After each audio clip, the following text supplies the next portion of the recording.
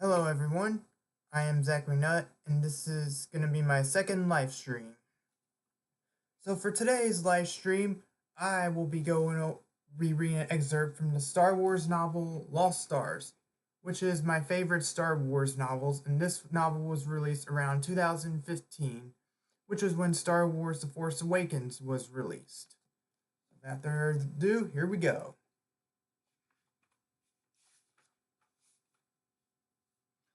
A long time ago, in a galaxy far, far away, 8 years after the fall of the Old Republic, the Galactic Empire now reigns over the known galaxy. Resistance to the Empire has been all but silenced. Only a few courageous leaders, such as Bail Organa of Alderaan, still dare to openly oppose Emperor Palpatine. After years of defiance, the many worlds at the edge of the Outer Rim have surrendered. With each planet's conquest, the Empire's might grows even stronger. The latest to fall under the Emperor's control is the isolated mountain planet Jellican, whose citizens hope for a more prosperous future, even as the Imperial Starfleet gathers overhead. A ship sliced through the shale gray sky overhead. So quickly, it was no more than a line of light, and a distant screech almost lost in the wind. "That's a Lambda-class shuttle," Thane Kyrell pointed upward, jumping with excitement. "Did you hear it? Did you, Dalvin?" His older brother cuffed him and sneered. "You don't know what the ships look like. You're too little to know." "Am not. It was a Lambda-class shuttle. You can tell by the sound of the engines." "Children, hush." Thane's mother never glanced back at them.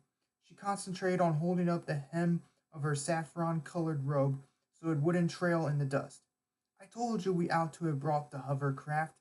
Instead, we're wandering down to Valentia on foot like valley trash." "The hangars will be a madhouse," insisted Thane's father, Oris Kyrell, with a contemptuous sniff. "Thousands of people trying to land whether or not they've got a reservation. Do you want to spend our whole day fighting over docking rights? Better to do it this way. The boys can keep up well enough." Dalvin could. He was 12 years old, long-limbed, and proud to tower over his younger brother. For Thane, the downhill trek through the uneven mountain paths was harder going. So far, he was shorter than most boys his age. The larger feet and hands that hinted at his future height were, for now, merely awkward. His reddish blond hair stuck to his sweaty forehead, and he wished his parents had let him wear his favorite boots instead of these shiny new ones, which pinched his toes at every step. He would have made a more difficult trip than to finally see TIE fighters and shuttles, real spacecraft, not like some clunky old V-171.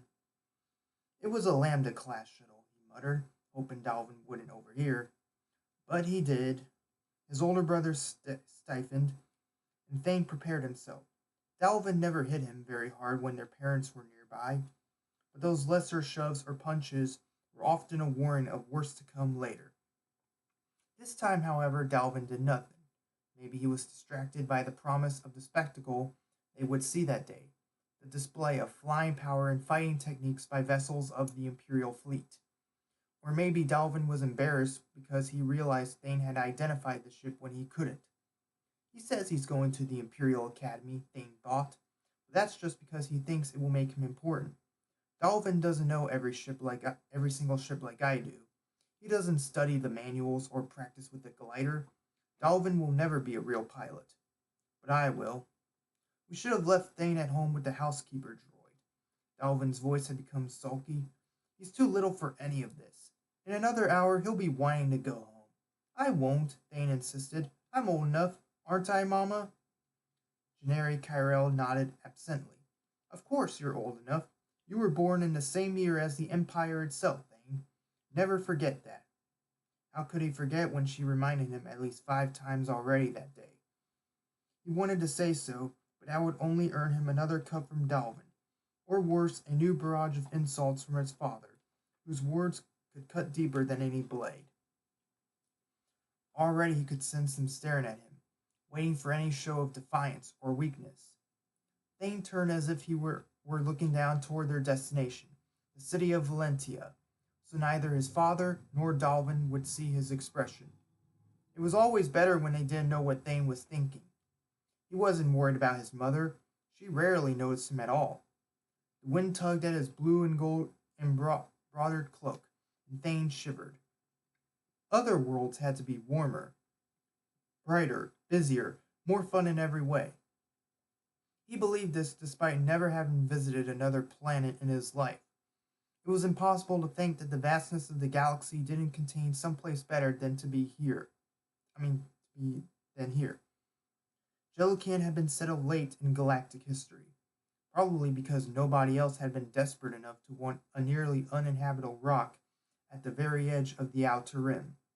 Nearly 500 years before, an initial group of settlers had been exiled here from another world, equally obscure. They fought on the wrong side of some civil war or other. Thane didn't know the details. His parents had told him only that those first settlers had gotten themselves mired in the valleys, in nearly total poverty, and had barely been able to keep themselves alive. True civilization had only come later, 150 years ago, with the second wave of settlers, who had come here voluntarily in hopes of building their fortunes. They managed to establish mining, engage with galactic commerce, and lead modern lives, unlike the people from the valleys, who behaved more like pre-technological nomads than modern people. Of course, they were Jalukani too, but they were unfriendly, isolated, and proud. Or maybe it was only that the Valley Kindred were still mad about being dumped on this icy, rugged rock of a world. If so, Thane didn't blame them. A pity the Emperor himself won't be able to attend, his mother said. Wouldn't it have been something to see him for ourselves? Like the Emperor would ever come here. They knew better than to say that out loud. Everyone was supposed to love Emperor Palpatine. Everyone said he was the bravest, most intelligent person in the galaxy. That he was the one who had brought order after the chaos of the Clone Wars. Thane wondered if that was all true. Certainly, Palpatine had made the Empire strong, and made himself the most powerful man within it. Thane didn't really care if the Emperor was nice or not. The Empire's coming was a good thing, because it brought its ships with it. All he wanted was to see those ships, then later to learn to fly them, and finally to fly far away from here, never to return. Sienna, your eyes on the path or you'll fall. Sienna Reed couldn't stop staring into the gray sky. She could have sworn she heard a Lambda-class shuttle, and she wanted more than anything to see one, too. But, Mama, I know I heard a ship. It's always ships and flying with you.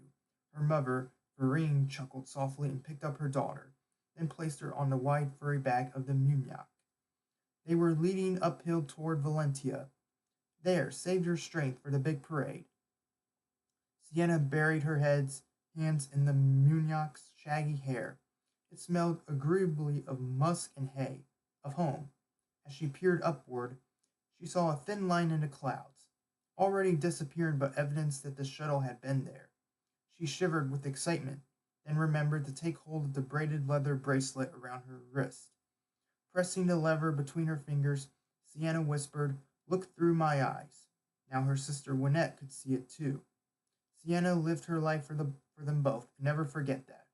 Her father must have heard her, because he wore the sad smile. That meant he was thinking of Wynette too, but he only patted his daughter's head and tucked one wayward black curl behind her ear. Finally, after 2 hours' trek upward, they reached Valentia. Sienna had never seen a real city before, except in hollows. Her parents rarely left their home valley, and certainly had never taken her with them when they did, until today. Her eyes widened as she took in the buildings carved into the pale white stone of the cliffs, some of them 10 or 15 stories high. They stretched along the side of the mountain as far as Sienna could see.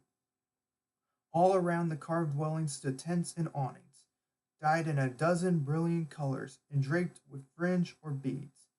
Imperial flags fluttered from poles, newly jabbed into the ground or mounted in stone. Thronging the streets were more people than she'd ever seen together in her 8 years. Some were hawking food or souvenirs for the great occasion, imperial banners or small hollows of the emperor's smiling benevolently translucently above a small iridescent disk.